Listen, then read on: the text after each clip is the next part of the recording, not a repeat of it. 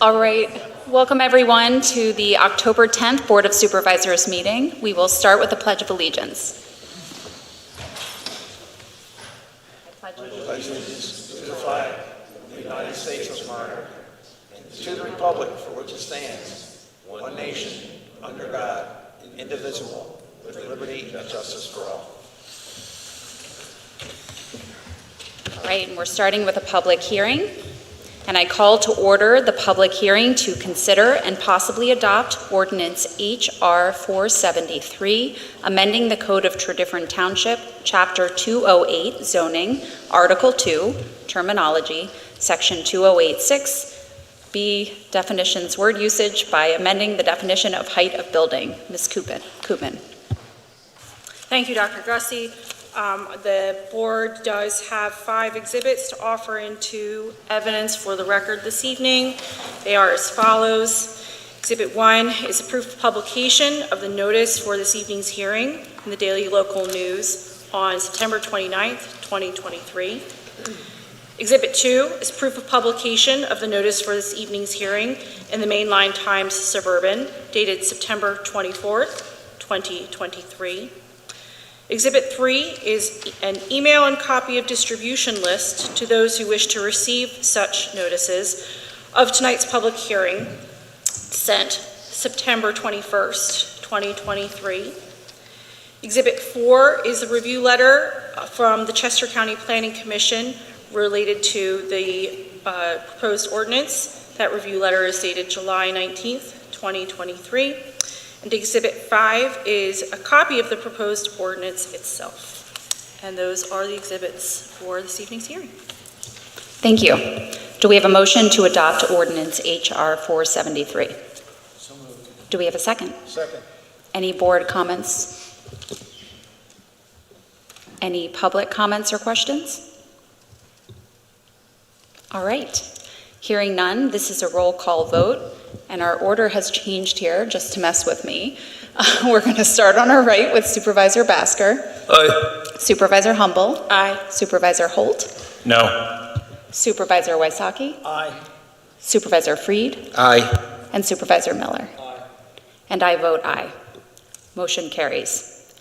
And I'm now going to close the public hearing. Thank you. All right, and I have a few announcements tonight. Please join us in the festivities for the Township's annual Community Day on Saturday, October 14th in Wilson Farm Park from 2 to 6 p.m. Open positions remain for the Zoning Hearing Board, Historical Commission, and Library Board of Trustees. If you're interested in volunteering, please send your information to tredyffrin@tredyffrin.org. You can sign up to receive the Township's monthly e-newsletter by going to www.readychesco.org, select Sign Up, create your account, and check off which types of notifications you would like to receive. The e-newsletter is the item labeled Tredyffrin Township General. And Supervisor Basker has a few additional announcements he would like to make as well. Thank you, Dr. Gussie. You've got to look this way. So just a couple of small ones. So the Environmental Advisory Council's Roots Festival is at Stratford Park and the library on Sunday, October 22nd. So it's a fun thing for anyone from 100 days to 100 years. So please come and enjoy it. It's a great time to do environmental stuff and meet people. Also, I would like to compliment Township staff. So the permit for the tree removal is up on the Township website, and it's I think staff have done a great job of that, and it's potentially something complicated, but it's been made into a simple form. So thank you. All right, thank you. We will move to the approval of minutes. Do we have a motion to approve the minutes of the September 18th, 2023 public meeting? So moved. Do we have a second? Second. All in favor say aye. Aye. Anyone opposed? Motion carries. We move to Township business, and prior to this meeting, the board met in executive session to discuss personnel matters. And now we have a motion to appoint Rob Sapelek to the Municipal Authority. Supervisor Holt. Yes, we've met with Rob. I think he's a fine candidate, good experience for me, and a nice addition to the municipal authority. Thank you. All right, do we have a motion? So moved. Do we have a second? Second. Any other board comments? Any public comments? All right, all in favor say aye. Aye. Anyone opposed? Motion carries.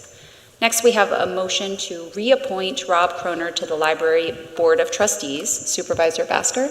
Thank you, Dr. Gussie. So, Rob Croner has served on the Library Board of Trustees for quite some time, and he is dedicated and brings a lot of knowledge and organizational skills to the board. So I'm very glad to make a motion to reappoint him. Thank you. Do we have a second? Second. Any other board comments? Any public comments? All right, all in favor say aye. Aye. Anyone opposed? Motion carries. Next, we're going to move to the agenda item called Stormwater Fee Presentation, and I'm going to hand things over to Mr. Duraco. Thank you, Madam Chair. I'd like to introduce Courtney Finneran from Jacobs, who will be presenting for us tonight. I know on the agenda it says fee. If the board would recall that, we actually didn't vote on a fee. We voted to move down with an increased millage for stormwater. However, tonight's presentation is really focusing on what the advisory group has worked on this entire year, which was focused mostly on the fee and going towards that until the court case changed things. So Courtney's going to present that, and so I'll turn things over to her. Thank you very much. This is a familiar place for me. We've had many an advisory group meeting here in this room. And I was last here on May 8th presenting to you, the board, and to the public, giving an overview of where we are or were in the process. And we've undertaken a number of things since then, primarily just sort of wrapping up and putting a bow on the whole advisory group process. Lots of documentation. I'm not going to go through every single report that has been out, has been shared, but really, we've sort of documented it all. And tonight, as Joe mentioned, I am here just to present the summary of the advisory group process, the outcomes, and their recommendations. And while the township did vote in May or June to fund the stormwater program via a tax for next year, this process was incredibly valuable, and the decisions made can and should guide the program when and if the township proceeds at the point in time you make that choice. And so just to say that I'm presenting about 15 minutes, will be pretty brief, real high level, and then Ellen will give a summary of the legal updates. So I think we all know that stormwater has been a problem in the township for quite some time. You've got the water quality issue with pollution in our local streams. You've got the water quantity issue where you have excessive runoff impacting the health safety with excessive flooding, and then the impacts that has on the infrastructure. And at the heart of it, the township-owned infrastructure is really strained here. The assets, the components of the system they require, like any infrastructure, they need to be inspected, cleaned, they need to be maintained.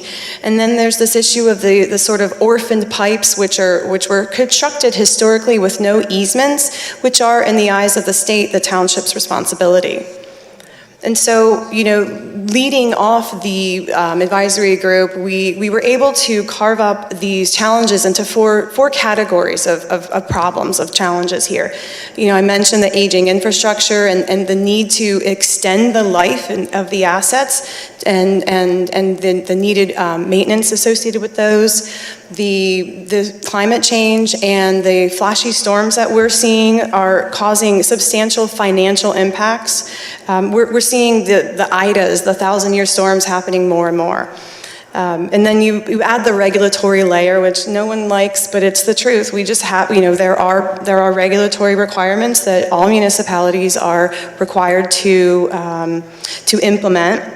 And ultimately, the cost of providing these services is just increasing faster than the revenue. And so, the question at hand is how should the stormwater, or how should the township address these issues? And there have been, for at least a year, probably about a year and a half, there have been a lot of active conversations that you've led with your community. There were 3 public meetings held in 2022 to discuss this issue, and particularly how to fund the stormwater problem. And the dates are all listed here. In June, the board authorized the staff to initiate a fee program, and then a steering committee was formed consisting of the township staff, solicitor, and my firm and my staff, and we've met monthly for a year. We really have been targeted and focused in our meetings and the development of the fee program. But at the core, the advisory group was the ones really making. They're sort of representatives of the community. They were formed to help determine the policies and make recommendations to the board. They include a really wonderful cross-section of community members, and have met 6 times over 6 months to make these decisions. And so when we look at the overall process overview and a timeline, you can see here, there was a lot of work done in some of the background analyses, and then we started off with the advisory group meeting monthly from December until June, and so all the dates there are shown. This is really just to show you that it was an extensive public involvement process with a goal, and the advisory group came up with this goal. These are words that we kind of wordsmithed at our first meeting to help, and so their marching orders were to develop a program that provides strategically timed, reliable, equitable funding to meet both the short-term and the long-term needs of a stormwater program. And to do that, we had to look at several policy decisions. There are 6 questions that the advisory group had to come prepared to every meeting to discuss. So each member of the advisory group didn't just show up. They were given some homework to do before every meeting. And so the first question that we were looking to solve here is what should the program fund, and what should the cost of that service be? And so you start to look at programs across the nation, and the stormwater fee can fund many things, not just projects, which we all kind of think of projects as like the thing to fund, but we can fund planning, you can fund inspection, permit compliance, outreach, a number of things as listed on the screen. But projects are really the bulk of the program. When you start to look at the types of projects, and we, as part of the analysis and with input from the steering committee, we looked at past budgets and capital improvement plans, and building off the work the Stormwater Task Force started. We started to identify some of the projects that fit these 3 categories here. The goal here is to define costs for the projects and think about those, at what point in time that project might occur, ultimately so we can start to add up the cost of projects over time. And on the flip side of the coin, a program, stormwater fee, major component of the stormwater fee program is the operations, maintenance, and administration. Things that are happening like inlet cleaning, inspection, maintenance, sweeping, and the like. And so again, all of these items have costs associated with them that are added up over time on an annual basis, and we can start to look at the range of costs at a type of service level. And so when you think of service level, you think of things sort of like how much should we pay to deliver a service? So there's a baseline cost of service, and in this situation here for Tredyffrin Township, the baseline is not what's happening right now. It's actually more than what's happening right now. The advisory group recommended that the baseline cost of service were all of the projects all of the operations and maintenance, as well as some administration time, and those costs were spread out over 12 years. The moderate cost of service was really an acceleration of that baseline level, where an additional staffing support would help deliver all of those projects in just 8 years. And the high cost of service is to further accelerate and deliver all of those projects within 5 years. As you can imagine, there's a price tag associated with each of these costs of services, and so you can think of it as a low, medium, and high price tag associated with each cost of service.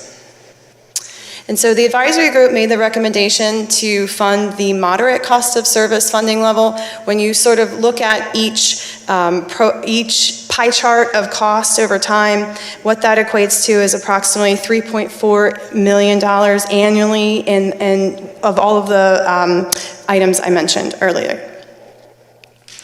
So as I said, we are breezing right through this at a high level, and we'll save questions for the end, but when you flip the coin and you look at, what type of rate structure should be established, and in this case, the driving force here is impervious area. Stormwater impacts can be measured directly by impervious area, and when you sort of like carve up all of the parcels, all of the properties across the township, some interesting trends come to light. Here in Tredyffrin, single-family residential properties are almost 90% of the entire land area of the township.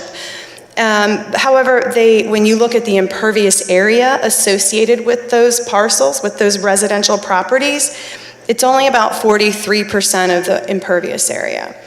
The blue slice is pretty interesting. That's the commercial properties. About 5.5% of ownership is in commercial codes, commercial classification, but they make up about 36% of the impervious area. And this is an important metric because it starts to illustrate the equity principle and why a fee that's based on impervious area is really the most equitable way to implement a program. And it's why the advisory group recommended a stormwater fee program based on impervious area where properties were assigned to tiers. I'm flashing this on the screen and recognizing that we are not going down this route, but we are documenting this for the good of the order. So the third question was related to credits and incentives, and the advisory group wholeheartedly, unanimously agreed an incentive program should be developed for a fee program for all property owners to reduce their fee. There's a lot of benefits to this. Not only can you reduce your fee, but you can incentivize the private maintenance of stormwater facilities. I think the recommendation was, knowing that it takes a little bit of time to get a credit program up and running, that it would be best to phase that in year 2.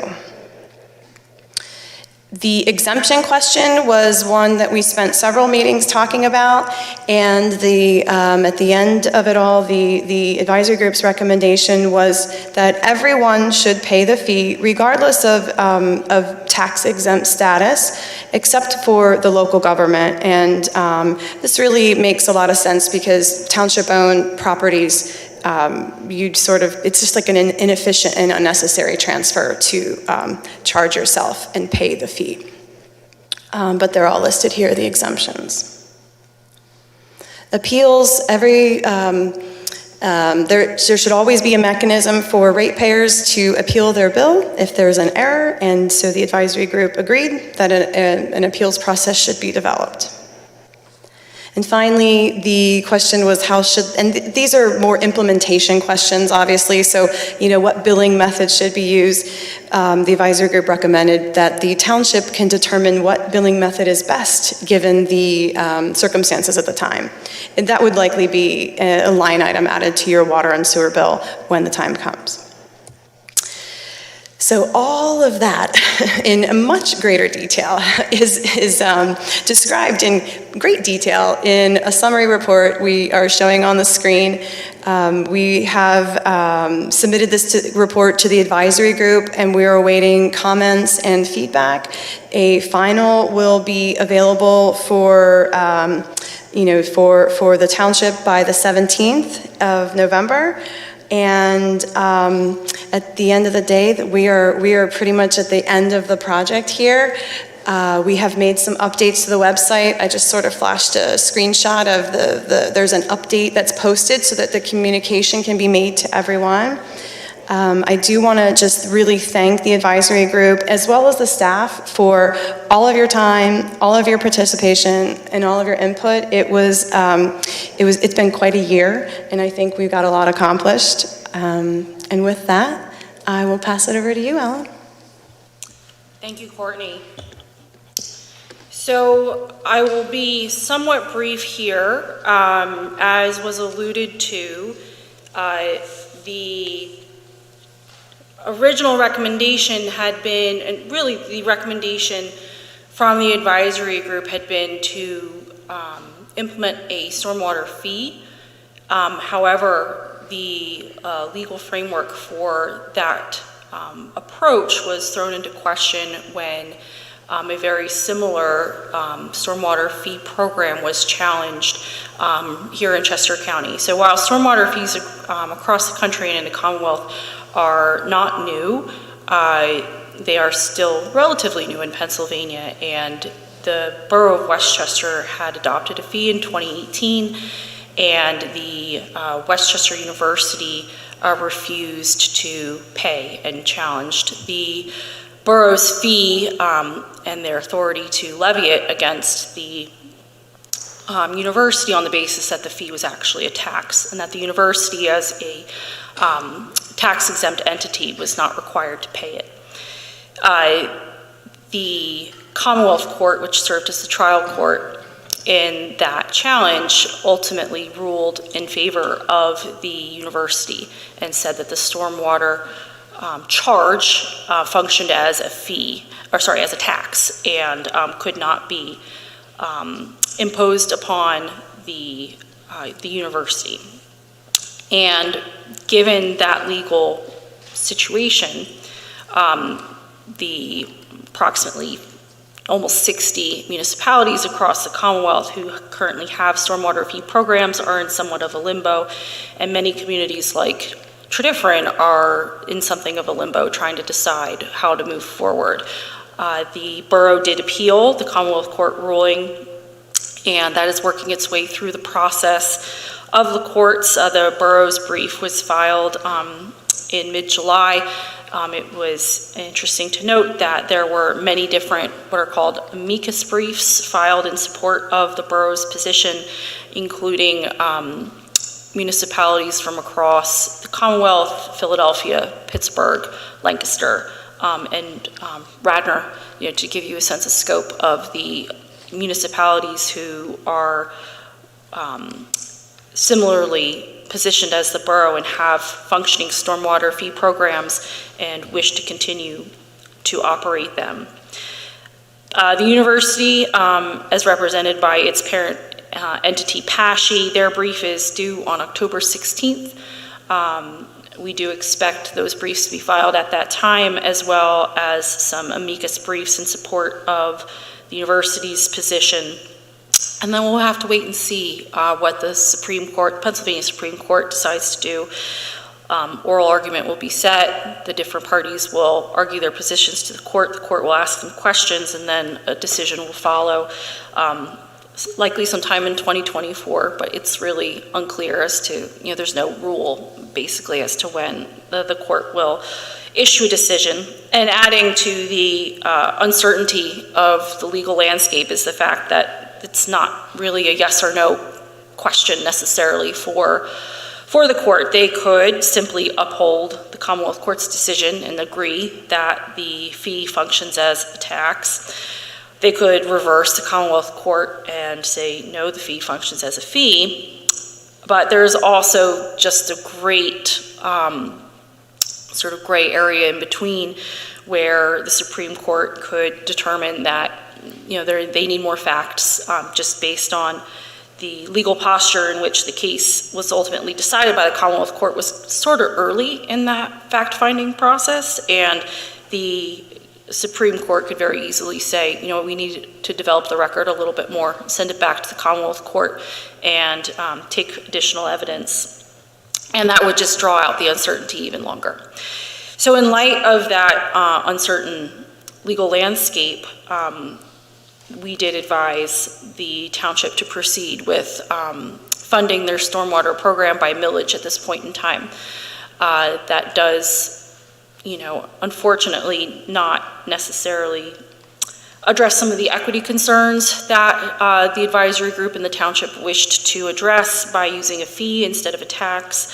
But at this point in time, it is the approach on more sound legal footing. We'll wait and see what the Pennsylvania Supreme Court rules. I know back in the spring when the board voted to proceed in this way, it was noted that the township hopes to be prepared in the event of a favorable decision from the Supreme Court to quote unquote flip the switch and be able to transition to a fee program that would achieve all of the township's goals. And so we'll just have to see what the court system resolves and react accordingly. Thank you. Thank you. And I just want to thank everyone who engaged in this project, especially Jacobs for running the ship. We had great participation by our advisory group. I'm pleased with the work that came out of it, and I think the findings will be important despite our pivot to a stormwater tax as we would await the legal outcomes of the Westchester case. So do we have any questions or comments from our board or from the public? Come up one at a time, state your name and address. Ray Clark from 1564 Overlook Place in Malvern.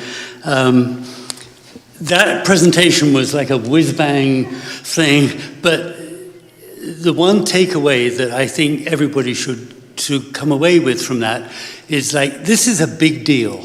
All of the demands that there are on township resources to manage its flooding, its infrastructure, its regulatory requirements absolutely need to be funded. And even though, the original plan for a fee and all the reasons why that's good we've talked about, I think we're now, with that report and all the analysis and the policy recommendations, the township is in a great position to flip the switch, as Ellen said there. So be sure to put that in a prominent place on the township bookshelf to be ready to go. And the good news is that right away, we're creating a stormwater fund. And that gives you oversight on where the money is spent. And I encourage you to make sure that it doesn't all go to easy infrastructure, relatively easily identifiable infrastructure projects, but also addresses what generated this whole thing back with the Stormwater Task Force in the first place, flooding. So please, Board of Supervisors, make sure that there's a good balance in the projects that are approved every year in your budget process. And you have great oversight now on that. And final exhortation is to think hard about ways going forward within the legal framework to implement a more equitable approach. Maybe it's a fee that doesn't charge tax-exempt properties or whatever. If there's creativity that we can work with solicitors, I encourage you to do that. So thanks very much for taking this whole thing seriously over the years we've been working on it. Thank you. Thank you. Come on up, state your name and your address. My name's Sally Minninger, and I'm at 70 LaForge Court in Chesterbrook. And I'm troubled by all the multifamily developing that's happening in the township and the creation of more impervious surfaces, parking lots, et cetera, related to that. And it seems to me that they're opposing forces. And listening to the report that that was discussed very briefly, it seems counterproductive to have all this multifamily developing based on all the challenges that were presented by in the report. And I just would like some answers on that, how we continue to allow developers to come in and put these multifamily dwellings and create the parking lots, and it seems to me that it's fueling the problem. So I'm troubled by all of that, and also I'm coming in to this kind of at the end of it, but I don't understand why everybody is being charged, why it's gone from a fee to a tax, and why somebody in a little condo as opposed to somebody with a big property is, my understanding is we're paying about the same thing. Maybe I'm wrong and you can correct me on that, but that's another question that I have. So thank you very much. Thank you. I don't know. You wanted to answer? No, it is my understanding that, and maybe staff can correct me, but the new developments actually have significant retention basins and stormwater management, and therefore, even if you have a new multifamily dwelling, whether it's an apartment building or a multifamily unit, that they have to put in stormwater management. So actually, they're actually doing more stormwater management than what was there before. So if you have, for example, in Paoli, there's the office building that is torn down and there's an apartment building put up in its place. Now, I'm not entirely thrilled about the aesthetics of the new place, but from a stormwater management point of view, I believe that the new apartment building is actually doing a better job managing stormwater than what was there before. So basing it on impervious is actually reasonably fair, and the part that's not necessarily so fair is that the nonprofits get away with with not paying at the moment, and hopefully we'll be able to fix that once the legal situation is clarified. Sure. With respect, so the millage rate, well, legally, as the solicitor pointed out, our hands are somewhat tied in terms of the fee, but the millage rate will be the same. But again, your assessed value, so obviously if you're a commercial property, your assessed value is much more than a residential property, so they will be paying more based on their assessed value. Now, it's not the impervious coverage, but they do pay more based on that, and we want to get this stormwater funding now so we can start moving forward, and hopefully that fee issue will be resolved and we can move back towards impervious coverage where they will obviously be paying more as well. So that's where we are. It's the same millage rate, but different assessment, so we will be paying more and some will be paying less. Could I add one thing to that, just a second, before if you don't mind? So right now, if you look at the impervious surface in the township, commercial is about 35% of the impervious surface. And when we looked at the millage that we're implementing, commercial is going to pay about 30% of the tax. So it's only a small difference in terms of between how much they would pay for impervious versus how much they're paying under the millage tax structure that we have today. Go ahead. If you do have anything, you have to come up to the mic for the people at home. Sorry. So then are you saying that these multifamily dwellings that I'm talking about are commercial? Or because I don't know how we got in, I wasn't asking about commercial. Well, you were asking, I was replying to your second question, which is how come a condo Okay. pays? Yeah, I was addressing that piece of it, which is it's a millage-based fee. The condos are valued differently. And if you look at the total pool of money, the commercial buildings, which are not the multifamily you're talking about, but those commercial buildings are paying almost the same amount in total dollars, it's distributed differently, that they would be paying if they were on an impervious surface base. So it's close. It's not perfect, but it's close. Your first question, which is, are the multifamily contributing to the problem? I mean, there's only a few examples. Like take the H.H. Grigg building right on Swedesford Road. I mean, the new building has much more stormwater control infrastructure built into it than the old building that was there. Okay, so when you take an old building and you redevelop it, I mean, Bhaskar's point is spot on. You actually add quite a bit of stormwater control mechanisms into the system. Thank you. And where would I see how the tax is figured out for each. Are you going to It's go gonna into be in that this in your, presentation. we're about to enter our budget Okay. presentation. All right. So you can see Thank if you. it's answered there. Thank you. Any other public comments? Of course. Richard Cunin, Chair, Trout Creek Watershed Residents Association, and resident at the bottom of the floodplain of the watershed. So I appreciate and enjoy the opportunity to watch a stormwater management system being developed and figuring out how to pay for the whole business. It won't be cheap, we know that. But I'm sure people who've had living rooms flooded with water up to a foot above the floor will much appreciate everything the township does to prevent the problem from recurring. I do have a couple of questions about the presentation that we saw. One question is concerning slide number 17, which shows stormwater fee based on impervious area assigned to tiers as the most equitable approach to the stormwater, to pay for the stormwater management system. My question is this: I noticed that someone who only has 500 to 1,000 square feet will pay $35.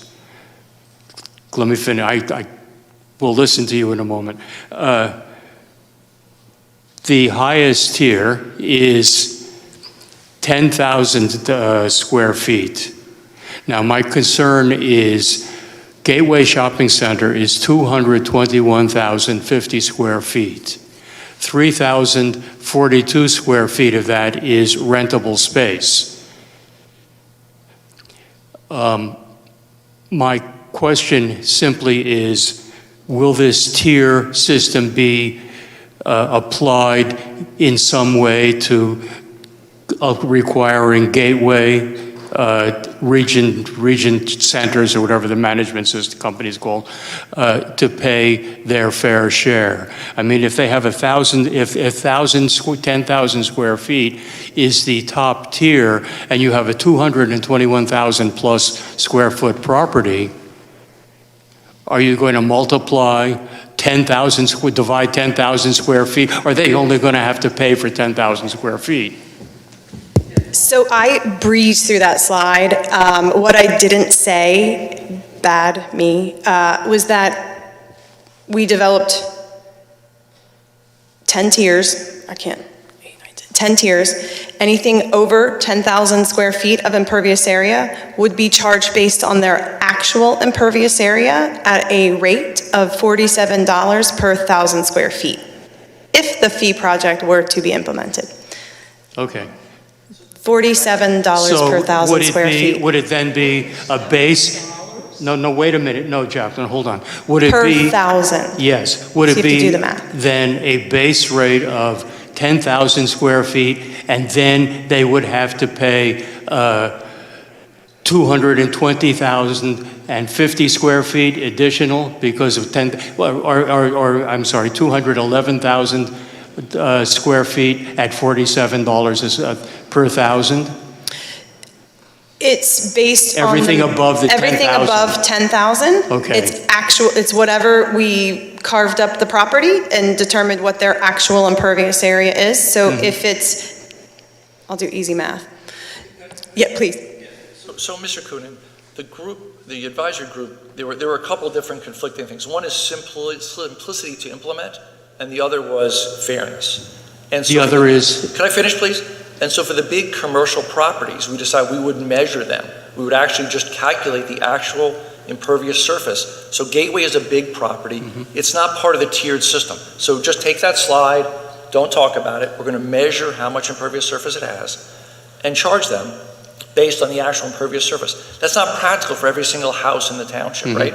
But Okay. for a certain number of big properties, that is practical. Now, we're not doing any of that, right? We're actually not going to do that because of the legal information we just talked about. We're going to base it based on assessed value, on millage. That's how it's going to be charged for now. Well, I understand, Okay, does that make I sense? understand the tax, and I understand the reason for the tax. I hope they solve it pro-citizen rather than pro-university. But at the same time, I do understand, and I appreciate the answer. Thank you. It's nice to know that it's well covered. That's a curious pun. But anyway, as another point, I know we were reviewing this afternoon and saw something in the literature, in the slide thing, about budget and how the money would be appropriated to various aspects of a stormwater management program. And we noticed something about management fees, money being paid to manage the program.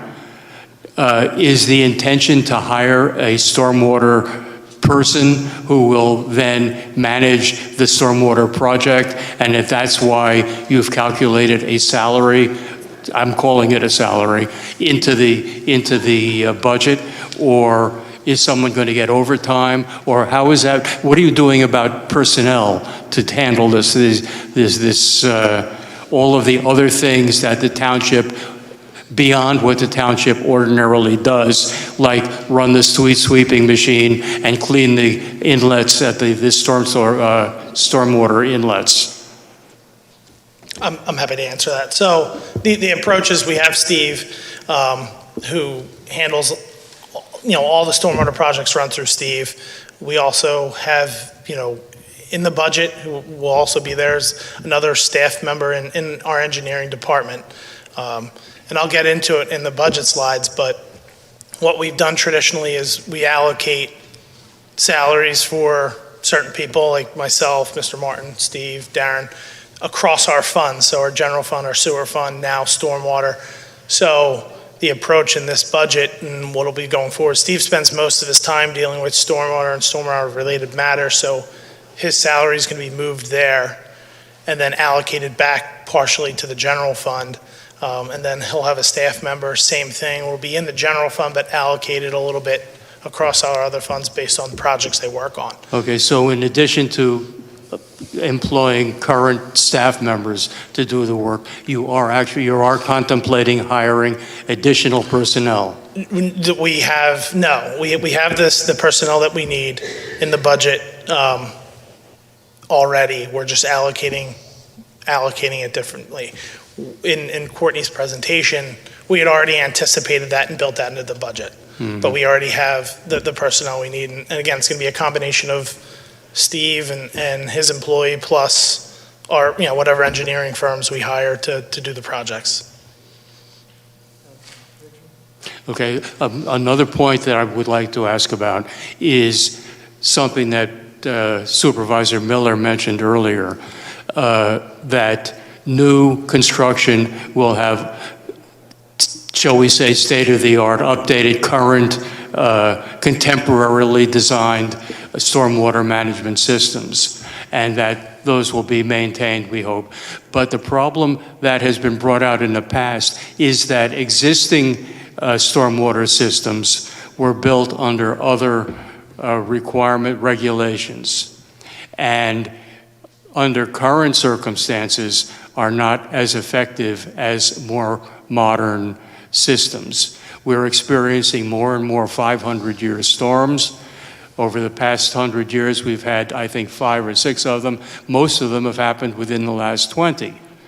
So we do have a heavy-duty concern about maintaining stormwater systems. Will the township, Stephen perhaps, will the township be reviewing the stormwater requirements and perhaps updating from the 100-year storm criterion to a 500-year storm criterion, which we can now, as I repeat, expect more of? Will there be requirements built into the code, into the regulations, to require that stormwater systems be kept up to date? I don't mean just maintained, but I mean kept up to date, which is a different concept. And is there some way of requiring owners of existing stormwater systems of updating and improving their current systems? Now, I did notice an incentive to lower the fees by doing certain kinds of things to one's property. For example, planting vegetation to absorb water before it gets into the creeks. I imagine that a commercial property owner will be able to take advantage of those very same things, which is an incentive to update and maintain and improve a stormwater system. Is that going to be, how are you going to handle, will that be actually added to the requirements for stormwater systems in the zoning code or wherever you keep that stuff? So we already, and Steve can elaborate more if he wants, but we already require property owners to maintain their basins. And one of the things Steve does tirelessly every year is he sends out notices, and we require both homeowners and commercial properties to send us inspection reports showing that they are maintaining it. It's just a big program. Obviously, we have a lot of basins and stormwater features throughout the township, but we do require it now, and that'll continue. But our hope in the future is that we'll be able to be more proactive with enforcement of this. Believe it or not, I mean, again, Steve can elaborate, but our commercial properties, generally stay on top of them, and homeowners do as well. And so it's just keeping that moving forward and that momentum. Thanks very much. Thank you.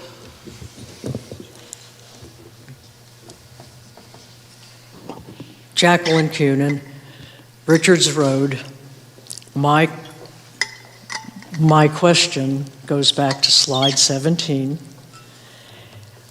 But before I do that, I have to say that when I read the report, I said, this is a joke. Where's the commercial chart? Where is the fee-based chart for commercial property, which is almost collectively the same as the citizenry? So if I was a citizen and I didn't have that to compare what I was given here, I would say, I'm appealing, I'm not doing this. The impervious surface of a parking lot compared to the collective driveways on a road can't be compared, because the surface area of a parking lot is going to collect more, move it faster, and create a bigger disaster. Now, I asked the question, and the representative from Jacobs, or somebody asked the question, what is the appropriate charge for a commercial property based on their impervious surface? And if we take Gateway, just take Gateway.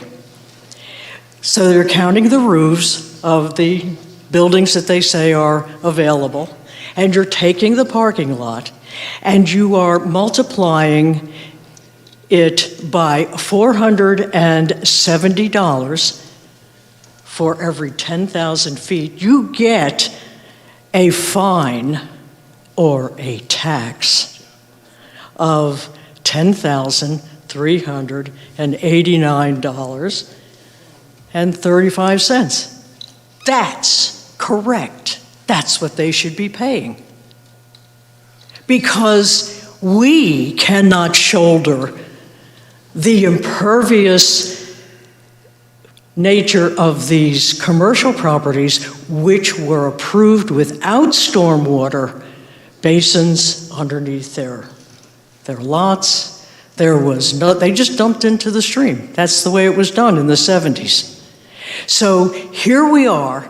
Here's the little guy who may have a McMansion someplace that has 10,000 square feet.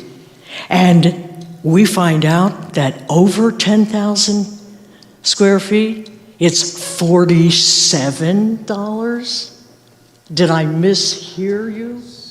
Because that's telling everybody in the citizen. It's the same. Did I hear that correctly? No, it's 47 per 1,000 square feet. It says it right on the right of that slide. So it's 470 for 10,000, every 10,000 square feet. But that's still not going to cut it. Because it looks like the township is. Let me just talk for a second. I think you misunderstood what I said before. So we're going to take, so this chart that chart 17, that you're talking Yeah. about, like, that's only for residential structures or structures that have less than 10,000 square feet of impervious surface. For anything above that, close the chart, just ignore it. It's $47 times for every 1,000 square feet. In So we're going to addition- measure Gateway, actually measure it, like how much impervious square feet, just like the number you have, multiply by 47, and that's what they're going to pay. So they're going to pay like $10,000. That is what the charge is going to be for those commercial dwellings that have, buildings that have lots of parking lots. It looks like peanuts compared to what the citizenry is being asked to pay. It's the same It's charge. the same It's calculation. $47 times every 1,000 square feet. It's the same amount. Okay, I'll go back and recompute, because if the business community does not either retrofit their stormwater situation, they must pay the bulk of this stormwater fee that everybody's depending upon. I'll just end it there. But I had a question, because we only attended one other meeting when this was originally proposed, and nobody could tell us how it was going to be, how the individual properties were going to be evaluated. Was there going to be a surveyor that was coming along? And then I hear Mr. Martin say assessment.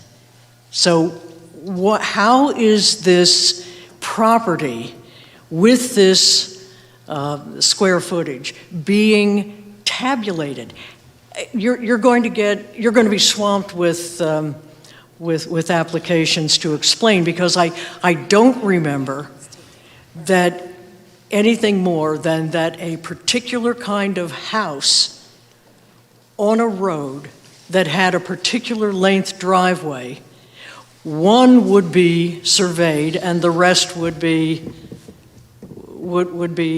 locked into that evaluation. In other words, we're proposing a fee based on the square footage, but nobody's telling us how we arrived at it. So we're actually not doing this. This is the report from the advisory group. The actual tax we're going to implement is going to be a millage-based tax, just like your regular property tax. So Well, this it is should be Based on your assessed value. So that's what it's going to be with the millage. If we were to flip the switch and implement the fee program, I guess we can have a brief explanation on how the impervious, but we have data for each The house. detail will and be- It's calculated, and I think the data's from what year? DVRPC. We Yeah. got the data from DVRPC, which they uploaded from, into the GIS. And it's readily available, which is why we went with the map that we did. All the detail, though, will be in the final report. Well, that's got to be stated. And I think I believe Courtney did mention that we are going to have a final report. And again, I think at the beginning of the night, I also mentioned that, this is the conclusion of what the advisory group did. Some of it, most of this is right now is irrelevant, since it's not the approach that the township's taking. We're going with a millage rate, so it's going to be based off of your assessed value, not your impervious. But I think a lot of the questions that you have right now will be answered in the final report. In the following report. It just seems empty of specifics going forward, and that is my concern. And how the properties are evaluated is going to be extremely important to people before you are overwhelmed with appeals. Mrs. Coonan, excuse me, two things. It's not bereft of information. There's a lawsuit. We're trying to raise money Oh, I know. so we can save properties and save people. That's why we're now going with the tax, which is going to be on assessed valuation and a millage, and it'll be right up front for everybody to see on their tax bills. And it'll be a dedicated fund, dedicated to this use. Okay. That's one. Two, if we can flip the switch, as we talk about here, and we can go to a fee and change it, we have information for every property in the township impervious area. It's readily available. It's not a hidden, it's not, under some rock somewhere. So that's what will happen at that point, but we don't know what's going to happen. We're dealing with the Pennsylvania Supreme Court here. And we can sit on our hands and do nothing, and nothing will get done in the right way. We're hoping to do things in the right way, and we have the assessed valuations are readily available, and we have a millage rate that's going to be right up front and easily discerned. So then it is not based on square foot area. Impervious, not yet, correct. You're absolutely right, not yet. Not yet. That could be stated in these charts. I mean, what if the fee is based on square footage of imperviousness, and we're waiting to hear, how would it be if you get the fee? How would it be calculated? So it's very detailed. We have all that information.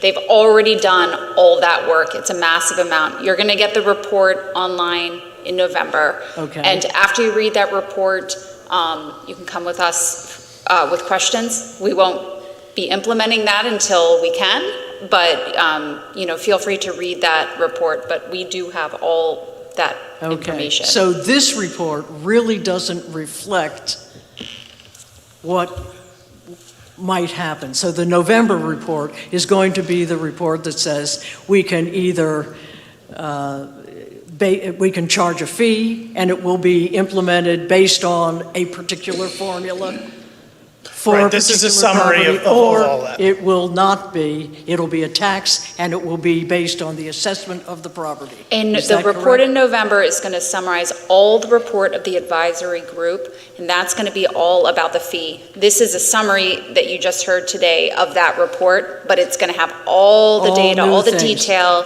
to understand how that would work. New In the calculations. meantime, for this budget, we're going to be recommending a millage. We already voted on that a couple months ago. Okay. And so it won't come into play until there's a turn in the legal case. And so decision. it could be a year from now. We don't know. It could be never. But that's when this presentation and that report would really come into play. Does that Okay. make sense? Okay, I got it, but this is very misleading. Not many people know about the court case, and I'm glad that came at the end of your report, and I'm glad that the solicitor was explaining it, and I hope the residents who are watching are understanding that what they downloaded from your website can change. Thank you. Thank you. Do we have any other questions on the presentation? All right, then we are going to move to the preliminary 2024 budget presentation. Mr. Duraco. Thank you, Madam Chair. Presenting the 2024 preliminary budget tonight, myself and Mr. Martin. I'm actually going to turn things over to him first. Thank you, Mr. Duraco, Madam Chair. Tonight, it's our pleasure to present our 2024 preliminary budget.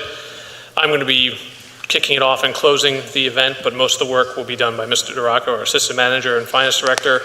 So I'll give you the high-level overview, and we'll let him get into the details. So we'll be covering for a couple things. As you know, budgets are more than just revenues and expenses. They represent, we're a people-driven organization. So I thought we could start off by recognizing some of our hardworking employees that have served us for a great number of years.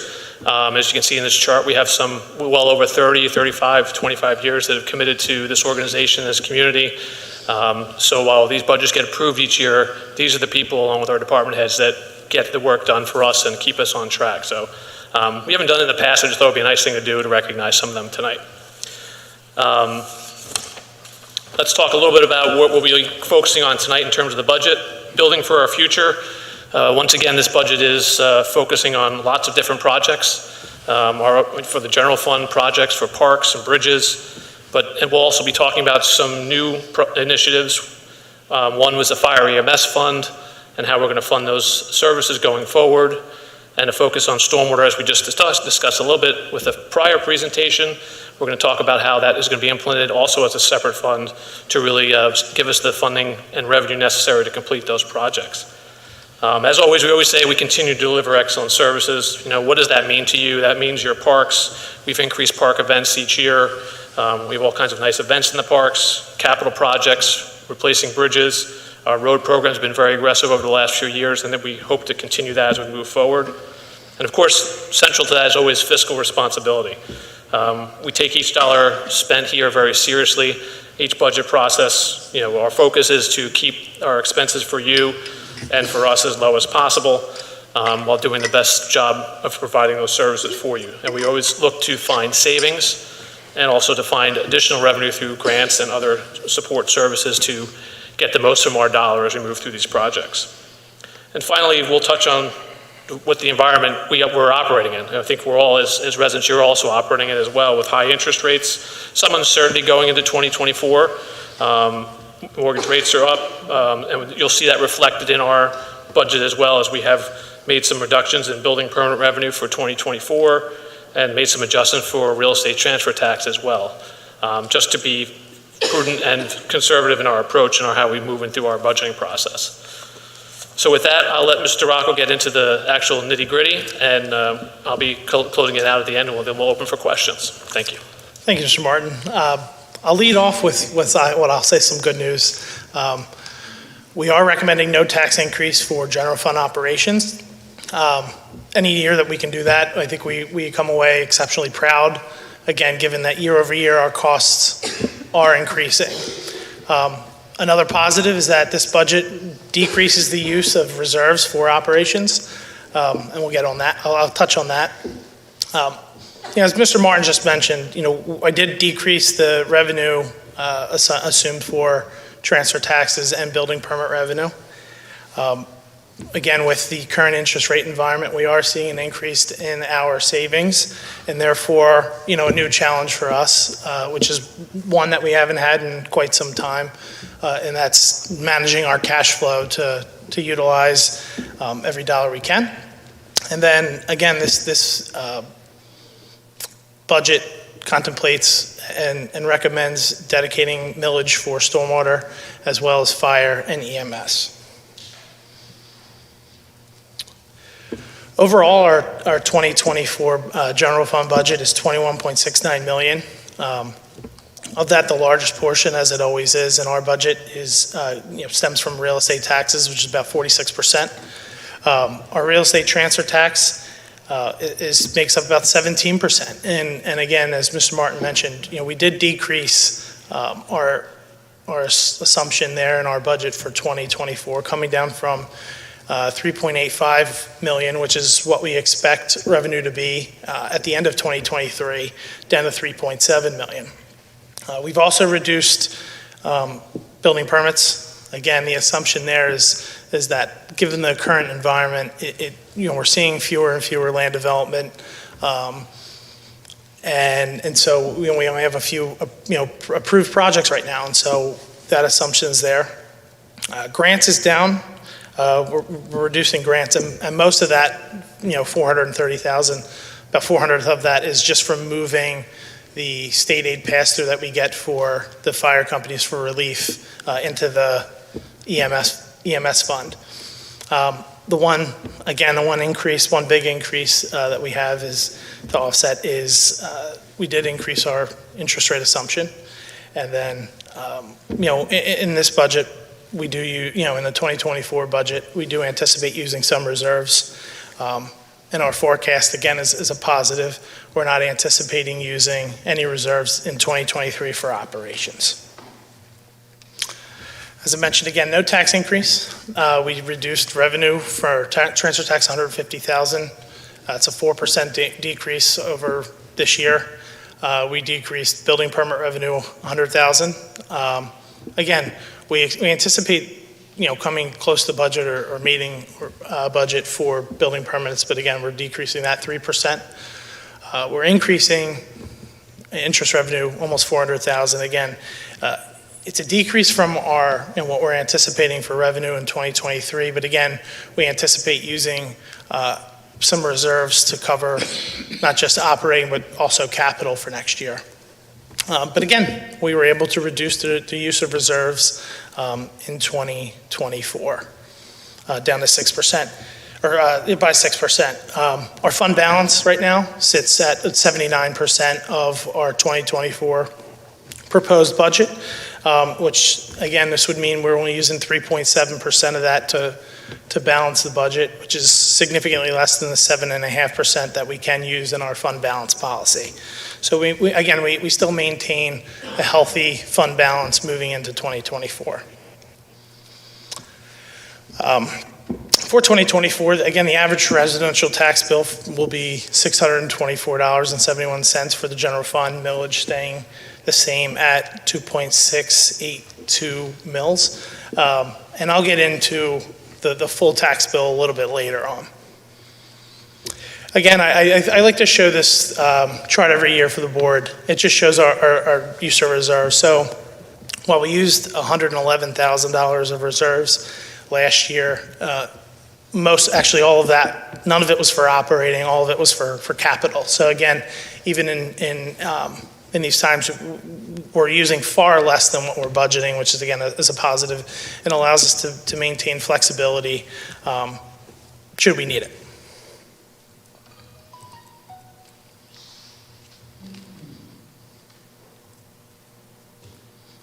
Moving into general fund expenses, are again $21.69 million. The thing that looks like a huge decrease from last year. Most of that can be attributed to moving the fire emergency services out of the general fund and into its own. Breaking down the operating expenses, as Mr. Martin said, our biggest costs are in personnel. So our salaries and benefits make up, over 70% of our budget. And again, we strive every year to try to keep those costs contained. Again, the big decrease here, again, in contributions, that's to our fire companies coming out of the general fund, moving into its own fund.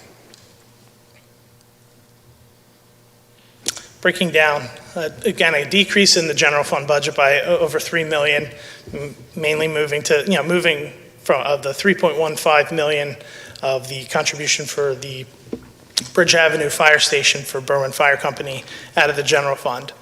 Our salary increases are a 2.43% increase over the prior year, and that's increases for all of our employees. We have 3 unions, which we have contractual obligations for, as well as some non-union staff. Our benefit increase was a little under 9% this year. Some of it is for our pensions, which we've just approved our MMO recently. And I have 5% increase for health insurance rates. I haven't received that renewal yet. I'll probably get it this week, and so I'll have that if there's any change for the final budget. But our health insurance increase is $149,000 year over year. We did right before, actually after I had prepared it, but before this, so I was able to implement the change. We received our property and liability insurance renewal. It was up almost 20% year over year.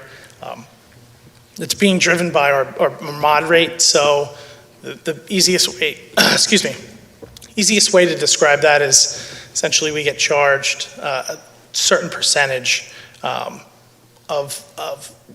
using the insurance. And so it's something that, as department heads, we've talked about trying to be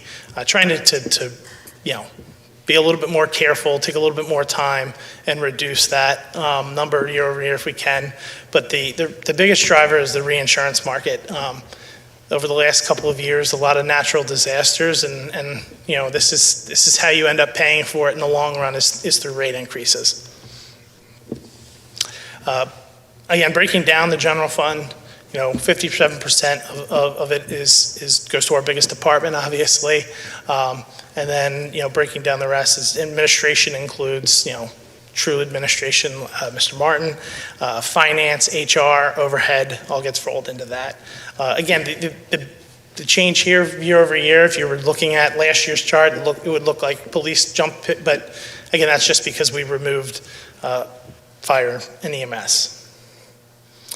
Going into stormwater management fund. So again, this is a fund that we technically have in our 2023 budget, and we funded it by doing a transfer from the general fund to fund it currently, and that'll be paid back over some time.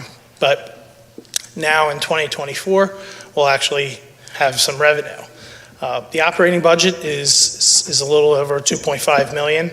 It's an increase of 1.37 million over 2023, and again, that's mainly due to the repayment of the funds that the general fund loaned it, plus additional funding for capital.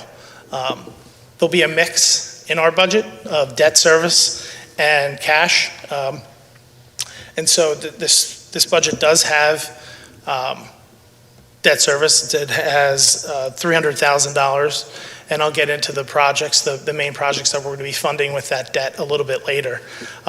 As I previously mentioned tonight, we are restructuring a little bit of the staffing.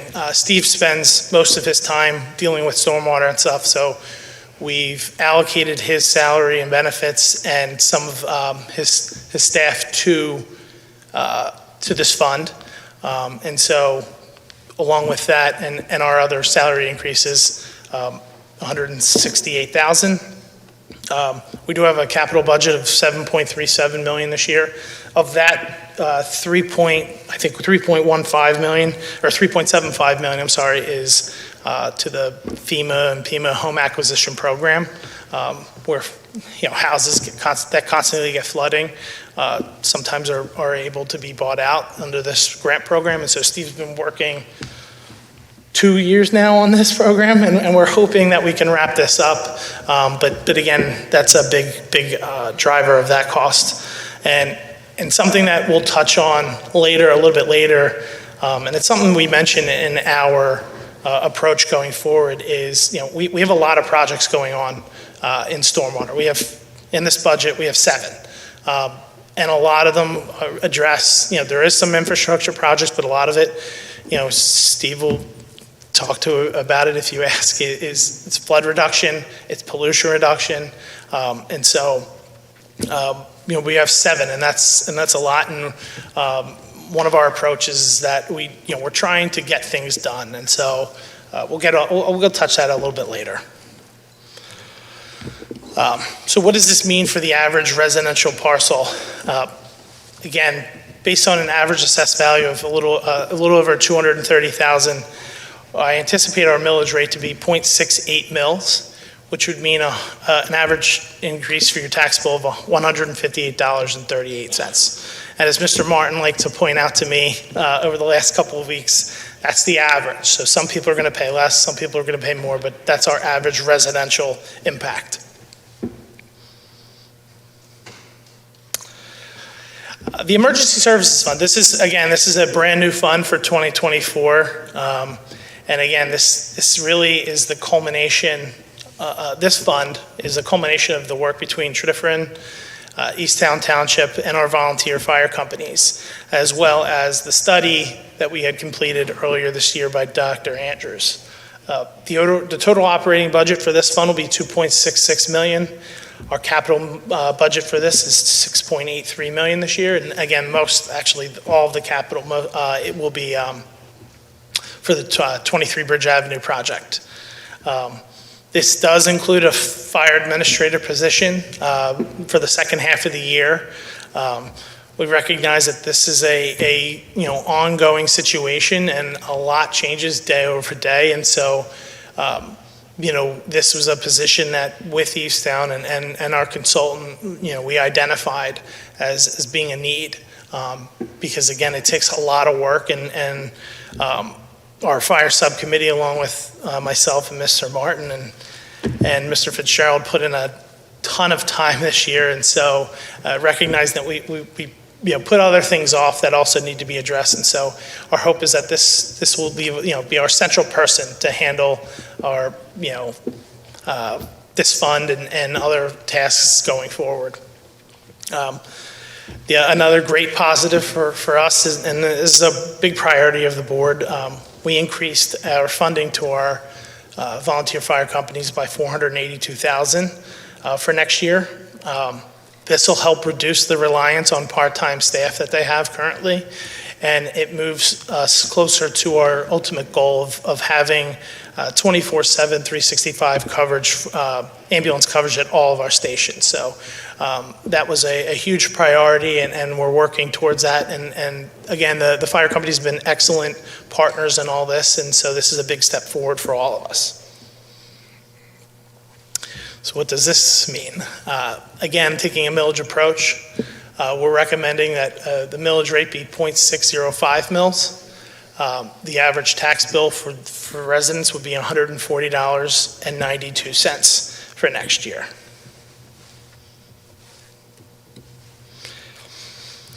So again, looking at our millage rate, this is the history over the last 10 years. Again, it's been very steady. We have had some increases, but 2024, we are, again, not recommending any increase to our millage rate. Again, we are adding 2 new funds here, and so when we're looking at the overall tax bill for next year, if you combine it, it'll be a little under 4 mils.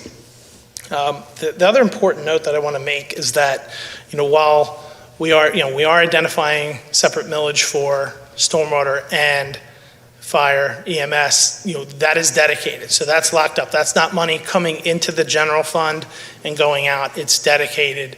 We can't spend it on anything else other than those 2 sources.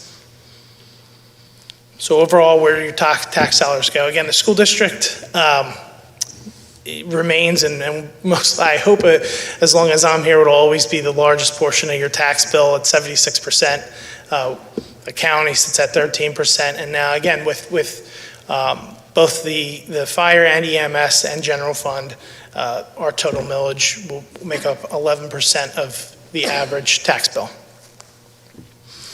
Breaking down that bill, this is where the money gets spent across all of our departments. So your total,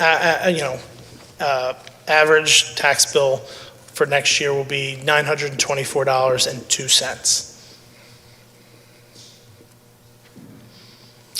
Moving on to some bonds. So we've been talking about bonds in our finance committee for a decent portion of this year, recognizing that we have some larger projects that need to be funded. And so we've put together this. So what we're proposing is a $10 million bond issuance, 20-year bond. Breaking it down, 3.15 million of it we're recommending to go towards the 23 Bridge Avenue Fire Station. The next would be our Glen Hardy Road Bridge. We're already under design and engineering for that, and so this would be for both that and the actual physical structure. The next 3 projects, Bear Road, Woodcrest, Willis, and Upper Weedley, and West Valley and Jeffrey Lane, are all stormwater-related projects. And for Bear Road and Woodcrest, Willis, and Upper Weedley, it's a combination of bond money. There's some grant money that we receive for these projects. There's also that we're also using some ARPA money that we have left. And so this is just that difference in the funding gap. And we also have in our bond issuance to replace 2 of the roofs on our public works garages. They're original. And as I like to say it in the most Tredyffrin way, it's not a traditional roof that we would have on our houses, and so it's a lot more complicated, and it's a very specific system, and so that's a pretty hefty price tag, and I totally understand that. But these roofs are original, and the insulation in them is, quite frankly, it's moldy because of some leaking, and so we're moving to replace those as well. Before I move on, again, looking at rates, this assumes actually some really good rates given the environment. We're looking at around 4%. And so I'll get this refreshed with our bond underwriters to see where rates are right now. But again, I think it's a pretty good environment, and we look forward to moving forward with this. Getting into capital. Again, the biggest anticipated over the next 5 years it will be our reinvestment into our sanitary sewers. And so that's a combination of both pump stations and force mains. And so we sat down and did some planning, and we're trying to line up both the force mains. So we are already underway in planning for the Station Avenue force main.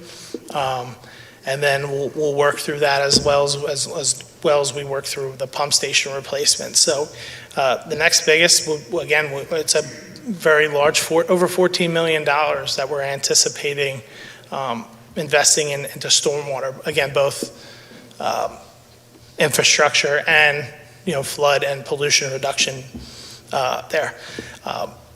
In terms of the non-stormwater infrastructure, again, we have a significant investment into the public works roof. We also have money dedicated for interior and exterior renovations at the library, at Tredyffrin Library. And another, I think it was a priority and a goal of this board, is we have money dedicated for a feasibility study to introduce electric vehicles into both the administration and the police department fleet. So how do you pay for all that? The sewer fund, will come from that.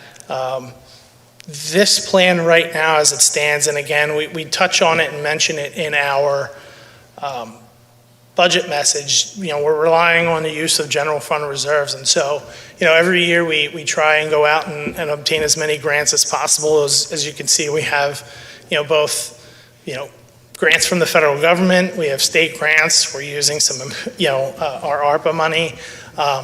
And so we'll try to continue to reduce that reliance on the general fund reserves, and it'll, that will maintain as one of our goals moving forward.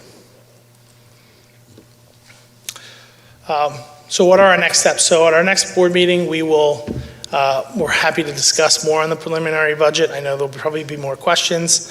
November 1st, as required by our charter, we'll have a public hearing on the preliminary budget, and the board will seek to get approval of the preliminary budget by the board. At our November 13th meeting, we will discuss any changes that have been made to the preliminary budget, plus seek to get authorization on the public hearings on the final budget and millage rate.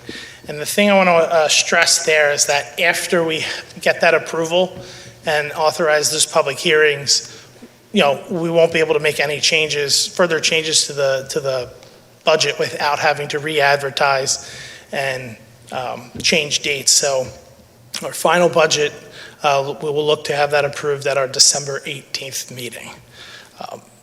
And so with that, I'll turn things back over to Mr. Martin for looking forward to beyond 2024. Thank you, Mr. Rocco, and I'd be remiss without obviously thanking you and your staff for the inordinate amount of work that you put into this each year, and all the department heads, but especially obviously you for the presentation and the work. You've done a yeoman job as usual. Just to wrap this up and to bring it close to, I guess, bring it back from the micro to the macro level. We're rolling out this fire EMS fund officially this year, and so we continue to working on long-term plans with Easttown. If for those of you who don't know, in Pennsylvania, it's obviously very difficult often to have intermunicipal cooperation on even just the smallest of things, and this is probably a very complicated issue facing everybody across the Commonwealth and the United States. So I'm thankful that we have two townships that are now committed to work very hard with this, along with our partners in the fire companies who have for a number of years been working with us. But for this to continue to move forward, as Mr. Rocco pointed out, we're going to need to make some changes in how we fund and operate this going forward. And I think working with all these partners, we'll continue to see that. Also, obviously, we need, as Mr. Rocco touched on towards the end there, we need to find long-term funding for our capital fund. It's vital for our success to continue to have a sustainable funding, just like for other needs in the township. We can't rely on our capital reserves forever to fund that, and we need to continue to work on that to cover just vehicles, buildings, the library, parks, We need to start working on a way to find the revenue for that as well. And finally, I think we touched on it briefly, but projects. So I've worked in a large municipality, larger than this in terms of staff-wise, nearby neighbor, and a very small municipality, so I've seen the large and the small. And we are by far doing more with the amount of staff we have than anyone that I can recognize in this region. And our five-year capital plan is full. So we need to focus on the projects we have in the system now and focus on proper implementation and the quality of those projects. And then, as we move forward, we can start adding new ones. But we have a lot of work on our plate, and this budget certainly reflects that. So with that, we will open it up for questions. Thank you. Thank you both for that excellent presentation and clearly laying everything out. Do we have any comments or questions from the supervisors? Only that it was a very nice presentation. Thank you very much. I thought it was very informative and gives our residents a lot to think about. I certainly have a lot of points to discuss, and I've mentioned them with you and Finance Committee, and I look forward to talking about them in the future meetings. Any other supervisor comments? Do we have any questions or comments from the public?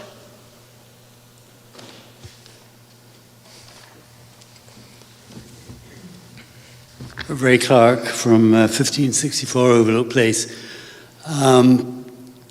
There was a lot here that is going to take some digesting, but one thing that wasn't spelled out was the size of the tax increase that the average resident is going to see. A lot of focus on the no increase in general fund tax, but of course all these new funds, that's new taxes. So that's like a 40% tax increase, Joe, something like that? It's 47%. Which I think, clearly we don't have the data in front of us now to talk about that. But certainly, and I've been very close to the Stormwater Fund, so I understand a lot of numbers about that. I haven't been nearly so close to the Emergency Services Fund, but seeing a $500,000 increase and a policy goal of 24/7, 365 full-time EMT coverage at all three fire stations, I haven't heard the justification for that and how that compares with our previous 300 years of whatever services were provided, and why now is the time to have that policy. So hopefully, as we get into looking at the details of each of these fund budgets, we'll kind of understand those policy decisions that drive that. And the 25K, one thing I had noticed, the 25K feasibility study for EVs, couldn't we just do that? It's not as simple as one would think. You have to involve PICO in this. We have a supervisor who's trying to do this, but you still need to, at the end of the day, have an electrical engineer run calculations based on information, from PICO, because, it all depends really on how much power they'll supply you. The one thing we do know is that this is going to require PICO to drop a new transformer here on site. The one we have now, we don't have enough power being supplied, and it's too small, so they'll need to drop one. If we, implement, more than essentially one or two EVs into the fleet. And so that requires, some pretty complex calculations and work. Yeah, and a little more, so for example, if that's the future and that's where we're going, so for example, in the police department, it's not a plug charger you could have in your garage. This has to be quick charge. They're rather expensive. Again, it talks about load, where do you put it, how it's designed. So yeah, it's a little more than plugging in the car and charging it, coming back the next night. They need it right away, so yeah. Okay, thanks a lot. I actually had a question. Mr. Duraco, I'm sorry, I just thought of the question while Mr. Clark was speaking, was whether these project costs, especially like the CapEx costs for stormwater projects and such, will those costs cross tax years and then you'll be asking for more for 2025, or is this the complete cost?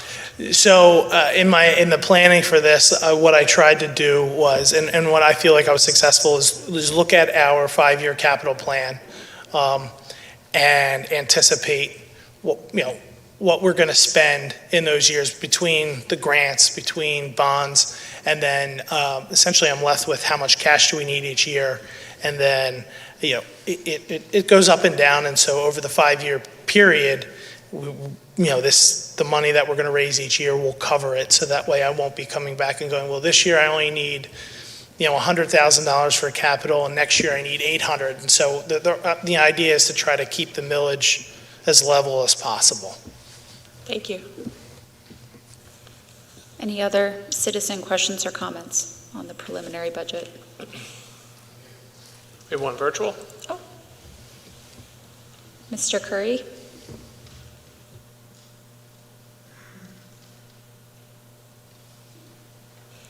You're on mute right now. Oh.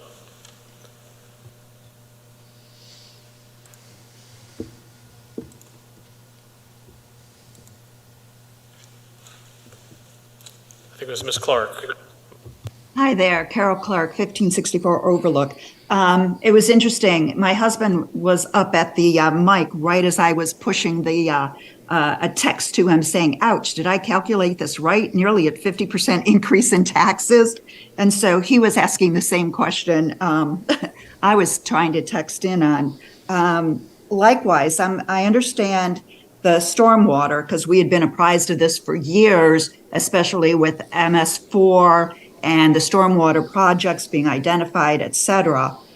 So I was expecting a big hit for that. And sitting through all the fire department discussions, I realized ultimately it would be a lot because we've been getting off pretty easily as a taxpayer by having this wonderful volunteer fire department servicing us.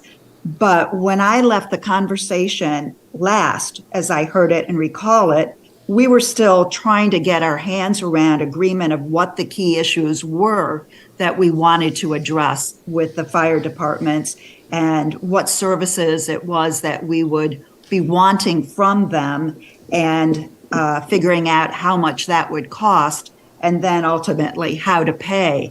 And all of a sudden, we've moved our funds out of the general accounting and have this extra nearly $500,000 in contributions to the fire departments. And so I'm really in a bit of a state of shock about how we got from where we were just a couple months ago to doing this with the fire fund, and that being a full, about a 25% increase in our taxes. So either could we have that explained, or have opportunities for further discussions of what that all is entailing, what the plans are in a little more detail, perhaps? Yeah, so I would say this is just the first step of the process. This is addressing the immediate need that we recognized following the presentation of making sure that we have ample ambulance services 24/7 at all of our stations. This is something we worked really hard with Easttown to come to an agreement on 2024 budget and an agreement to work together to fund an administrator starting in the second half of the year, so that we can come up with a longer term plan. Yes, and I think there'll certainly be more time to discuss this as we go through the budget process. But this is something that we've been working very hard with our fire companies and with Easttown Township. And really, it's the first step of a long overdue process, in my opinion. The other thing that I didn't include it, and I just realized it, and something we do every year, and I think Carol hopefully will, where we can have a really deep conversation, will be, we always have a budget open house, and so we'll work with the finance committee to get that scheduled and posted on the website and talked about. Okay, thank you. You all work so very hard on this, and I do appreciate all that goes into it, and I look forward to a little fuller discussion. Thank you so much for everybody's hard work. It's important that we do this, that we do it right, and I just like to have more eyes on it, from my perspective, my eyes on it. Thank you so much. Any other questions or comments from the public? All right, we will move to the motion to authorize staff to advertise a public hearing on November 1st, 2023 to consider and possibly adopt the 2024 preliminary budget. Mr. Draco. Thank you, Madam Chair. As required by our charter, we do have to have a public hearing on our preliminary budget, and so we're looking for authorization to advertise that for November 1st. Thank you. Sorry, it wasn't hitting. Do we have a motion? So moved. Do we have a second? Second. Any board comment? Any public comment? Hearing none, all in favor say aye. Aye. Anyone opposed? Motion carries. Next, we have a motion to authorize staff to advertise a public hearing on November 13th, 2023 to consider and possibly adopt ordinance HR 475 to authorize an addendum to the zoning ordinance to create an associate member position for the Tredyffrin Township Historical Commission. Ms. McPherson. Thank you, Madam Chair, members of the board. The Historic Commission is seeking the associate membership. It's something we did similarly for EAC. Our Historic Commission regulations are within our zoning ordinance. So we have completed both county reviews and Planning Commission reviews. We're now seeking to set the public hearing for the amendment to the zoning ordinance. Do we have a motion? So moved. Do we have a second? Second. Any board comments? Yes, Dr. Gussie. So I would like to point out that in the Environmental Advisory Council, the associate member organization or whatever you call it is working really well, because what happens is that members of the public come in, they attend meetings, they become associate members, they discover things they're passionate about and want to work on, and then eventually move on to become regular members of the EAC. So it provides a very nice stepping stone and a mechanism for members of the public to actually sort of step into EAC advisory roles. So I think this is an excellent move by the Historical Commission to adopt the EAC membership to adopt an associate membership role from the EAC. Thank you. Any other board comments? Any public comments? All right, hearing none, all in favor say aye. Aye. Anyone opposed? Motion carries. Next, we have a motion to approve capital purchase of shelving units for the Tredyffrin Library. Mr. Duraco. Thank you, Madam Chair, members of the board. Tonight we're requesting authorization to purchase some new shelving for the children's section. Cost is $34,720, slightly over the budget that we had, but due to some other purchases that we won't be making, we do have funds available for this. Thank you. Do we have a motion? So moved. Do we have a second? Second. Any board comment? Any public comment? Hearing none, all in favor say aye. Aye. Anyone opposed? Motion carries. Next, we have a motion to approve lease with Key Business Solutions for office equipment. Mr. Duraco. Thank you, Madam Chair, members of the board. Our lease on our mail machine and our folding machine had expired, and so we looked at a new lease. The equipment works fine, so we're not replacing it, and so we're actually to save about $1,000 a year with the new lease. And so I'm happy to answer any questions. Thank you. Do we have a motion? So moved. Do we have a second? Second. Any board comment? Any public Always comment? happy to save $1,000 a year. Any public comment? All right. All in favor say aye. Aye. Anyone opposed? Motion carries. Next, we have a motion to approve proposal from Brown and Caldwell for engineering and design for a stormwater project. Mr. Duraco. Thank you, Madam Chair, members of the board. This proposal is for the West Valley Road and Jeffrey Lane project that we just talked about in our budget presentation. The total cost of this proposal is $165,427.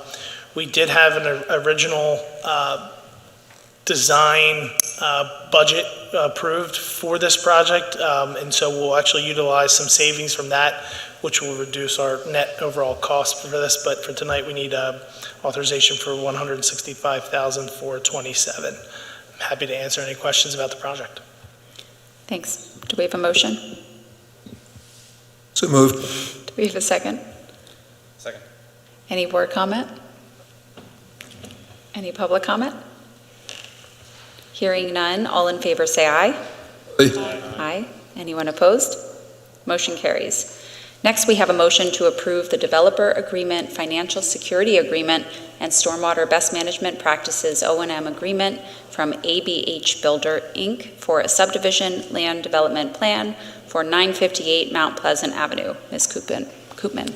Thank you, Dr. Gussie. We're recommending that this item be tabled at this time. The documentation from the applicant was not complete. All right, do we have a motion to table? Do I need to do that? Yes. Do we have a motion? Do we have a second? Second. All in favor say aye. Aye. Aye. Anyone opposed? All right, the motion is tabled. Next, we have a motion to approve the operations and maintenance agreement for an existing stormwater management detention basin at 1014 Leopard Road. Ms. Koopman. Thank you, Dr. Gussie. The application here is for a lot consolidation plan for the properties at 10 through 14 Leopard Road. As part of the review of the lot consolidation, it's not actually land development or anything of that matter, but as part of that application coming through, Township did ask the applicant to provide an operations and maintenance agreement for an existing detention basin on the property, and they were willing to provide that. We have reviewed it, and it appears appropriate. We recommend that it be approved. Thank you. Do we have a motion? So moved. Do we have a second? Second. Any board comments or questions? Any public comments or questions? All right, hearing none, all in favor say aye. Aye. Aye. Anyone opposed? Motion carries. Next, we move to escrows, and we have a motion to approve the final escrow release of $80,000 for Wayne Glen Arcadia, balance remaining $0. Mr. Burgo. Madam Chair and members of the board, the following release request is a final release request for the Wayne Glen property. It is a supplemental escrow that was posted by the applicant back in February of this year. It covers some additional landscape work, some trees that were missing, as well as basin reseeding for the various stormwater basins. They have been inspected by Township staff and our consultants at Princeton Hydro, and they're recommended for release in the amount of $80,000 this evening. Thank you. Do we have a motion? So moved. Do we have a second? Second. Any board comments? Any public comments? All right, hearing none, all in favor say aye. Aye. Aye. Anyone opposed? Motion carries. Now we move to board member new matters. Do we have any board member new matters tonight? Yes, Dr. Gussie, a couple of comments. First, I would like to commend Ms. McPherson because in my neighborhood there was a lot which had a large number of trees marked for apparent destruction. And it seemed possible that the owners did not know about that, so one of the neighbors told me about it. I told Ms. McPherson, and she promptly went out there and, alerted them, so thank you, that is good. As far as I know, they haven't cut those trees down yet, but it would be a tragedy to see those trees cut down. Now, the second part is actually a question. Mr. Clark sent me an email asking me to make some announcements. Now that you're here, would you prefer to make them yourself? Okay, then we'll do that in Citizen New Matters. I don't have anything else. Thank you. All right, any other board member? I do. I wanted to say to the Jewish community in Tredyffrin, I hope you remember that in the spring, this board unanimously condemned the anti-Semitic vandalism and demonstrations that were conducted in this township, and we wholeheartedly support our Jewish residents. In light of the weekend attacks of Hamas on Israel. I just want to reiterate, I 100% support our Jewish community in Tredyffrin, and I think I am not the only one on the board. I think we unanimously support these residents and their families as well. Thank you. Thank you. Any other board comments? Board new matters? All right, citizen new matters. Mr. Clark, do you want to start? Just kind of a supplement to what Bhaskar said about preventing the removal of trees, and thank you to Erin. I also need to thank the township for their part in the process of the Conservancy. Over the last weekend, we planted 500 trees in the Valley Creek Preserve, and that was made possible in part by working with the township to get a grant from PICO. So to Robert Emanuel, thanks for his help with that. And of course, thanks to the 50 or so volunteers, and in particular, Travel Unlimited, Boy Scouts, employees of Resolution Life. It's 500 trees will be a tremendous benefit to stormwater management, habitat, open space in the township. So thanks to the township for their part in that. Thank you. Thank you. Come on up. My name is Margaret Van Arsem, at 460 Prussian Lane. When we referred to the Historic Commission's becoming a part of the structure, I want to make a special comment, compliment the Historic Commission for its fascinating tour that it gave a few weeks ago of 4 properties in the area, and showing us what is underneath our backyards, literally. They did a wonderful job. Yeah, thank you for noting that. As I mentioned in the last meeting, that they've been working very hard with their programs, and I believe that the chair of the Historic Commission will be at the meeting, the next meeting, to actually give a summary of some of the things that they've done, as well as some of their plans for the future. So if you're interested in that, it might be that'd be a good meeting to make. Any other citizen new comments? I was just thinking, since Ray Clark mentioned trees, it brought to mind the woodland conservation ordinance that you just recently passed. Congratulations. I wondered if the township is making an effort to contact the arboreal terrorists who go around the neighborhood chopping down trees. I'm thinking of the various companies, some of whom do a very good job. We've had some unfortunate experiences personally with a tree company several years ago. I just wondered if the township is making an effort to notify the tree services about the ordinance and what the ordinance includes, including the requirement for a permit. And if not, why not? Ms. McPherson. Yep, I can take that. So I have not reached out directly to tree companies, but we are planning on having some language in our newsletters for what the ordinance is, which would go out to the residents. The residents are ultimately the people responsible for any permit that takes place on their property. So they're ultimately responsible. You could have, 4 different, tree companies that come to your house, take down a tree. They're not necessarily responsible. Ultimately, the responsibility falls to the homeowner. I can understand that, and I appreciate the point. At the same time, I think it's important to notify as many, shall we say, interested parties as possible. I know think there it's a very are. fair point, Mr. Kuhn, and I do encourage the townships to notify tree companies. Wait a minute, who's talking? Oh, there you are. Yeah. Sorry. Fair point. I think we should notify the tree companies. Well said. Thank you. Okay, I didn't get everything you said. I couldn't quite hear everything, but. Okay, you will do it. You will. I'm repeating. I know. I understand. You in the editorial sense, the collective sense. I appreciate that.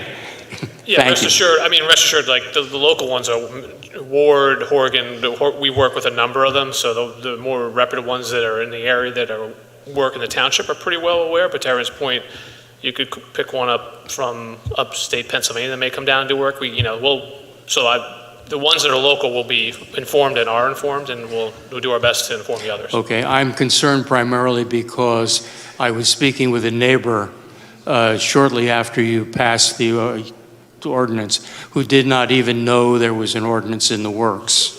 That's exactly Mr. McPheron's point. Yeah, I mean, it's going to be ultimately on the residents, and we're going to try to continue that social media, newsletter, print newsletter, continue to try to get that out at events and where we can. So, yeah. Well, I saw the invitation to subscribe to the newsletter and the agenda for this evening's meeting, but how many people see the agenda? There has to be, can we put notices in the library, in the supermarket, and post them on where it says, on the roof supports at the Gateway Shopping Center that people walk past every day, and put flyers in the stores, do something, maybe citizens can do that kind of thing? I dare say you've won the argument. I'm sorry? I dare say you've won the argument.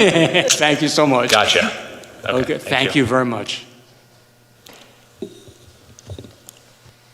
Good evening, Ann Murphy, 5 Berkshire Terrace. I would just like to continue on that conversation and to commend the staff for the wonderful tree removal application. And you could see the artwork they did in terms of explaining the parts of the tree and the tree list. So I think just having this up on the website, and I think it just went up recently, last few days maybe? It was at the end of the month last. Oh, it was? November. Okay. Yeah, I 2 missed a weeks couple ago. days on that.